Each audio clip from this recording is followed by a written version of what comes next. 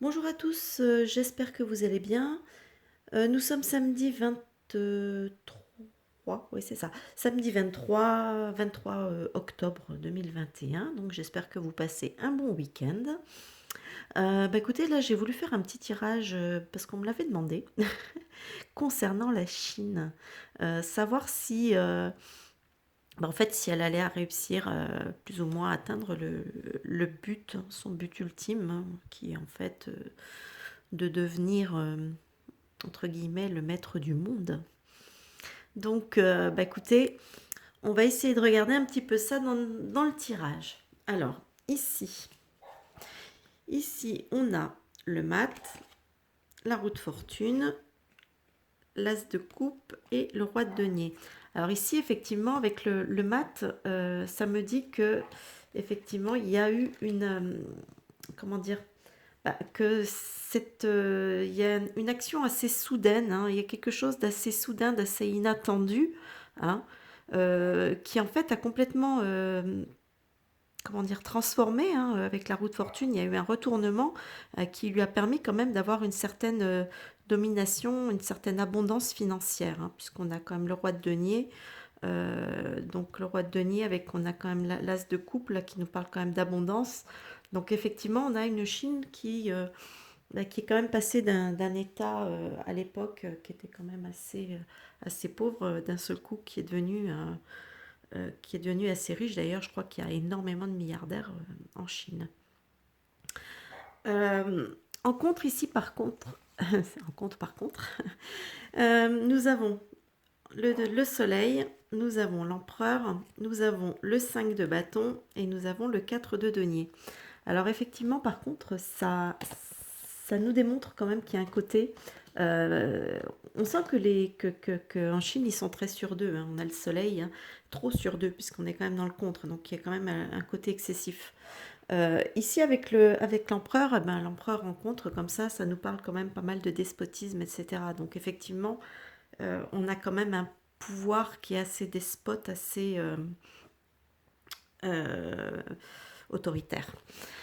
Ici, avec le 4 de bâton, ça nous parle quand même assez. Il y a quand même des conflits, hein, donc les conflits internes, certainement. Donc, effectivement, il y a aussi donc une notion de conflit.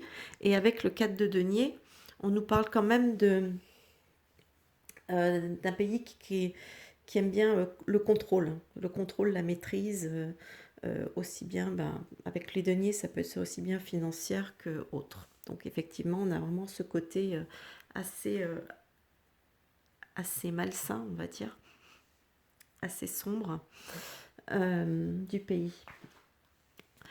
Ici, ce qui domine, alors on a la papesse, on a l'étoile, on a le 10 de bâton et on a la reine de coupe.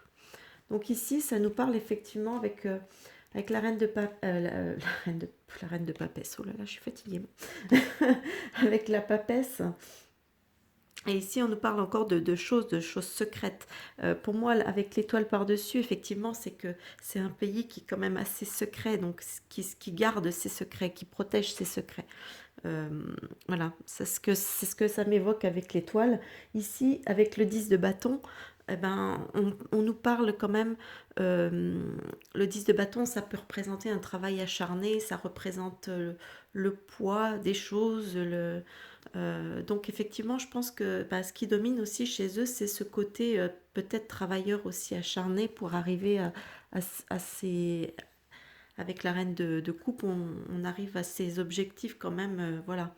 Donc voilà, ce qui domine chez eux, c'est quand même en même temps d'un côté le secret, le côté le travail acharné, etc. Et la reine de coupe, ouais, c'est quand même des réussites, etc. Donc c'est voilà.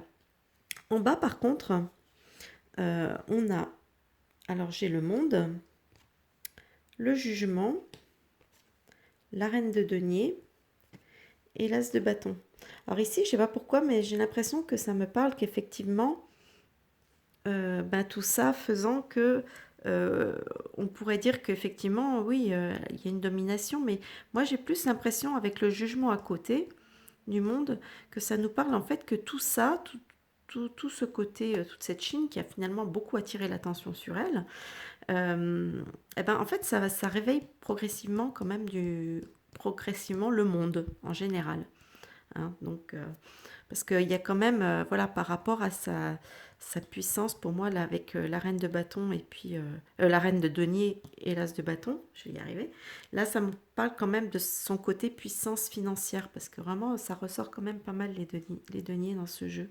Donc, donc là, ça, je crois que ça a réveillé quand même pas mal le monde qui commence un petit peu à s'en inquiéter.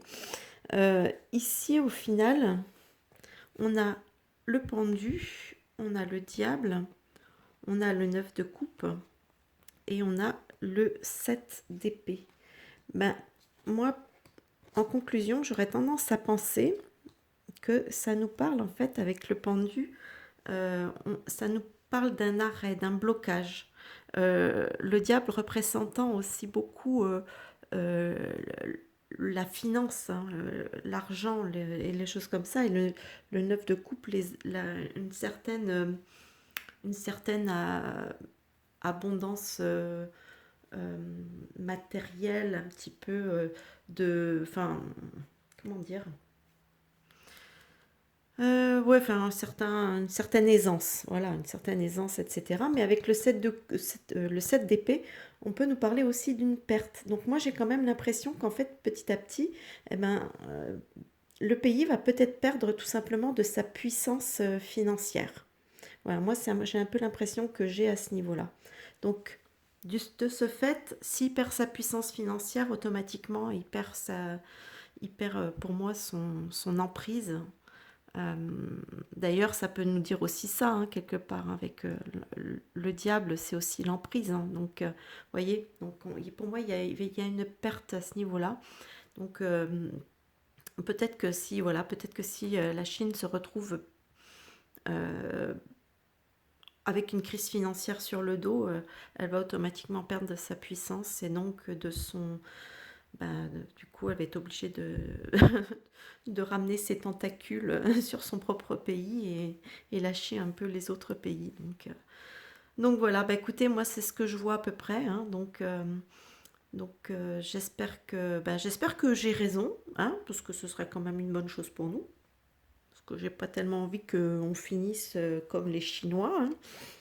Donc, écoutez, j'espère en tout cas que cette vidéo vous aura plu, hein, qu'elle vous aura peut-être éclairé, ou je sais pas. Et en tout cas, j'espère que ça vous aura plu, que vous allez lâcher plein de petits pouces vers le haut.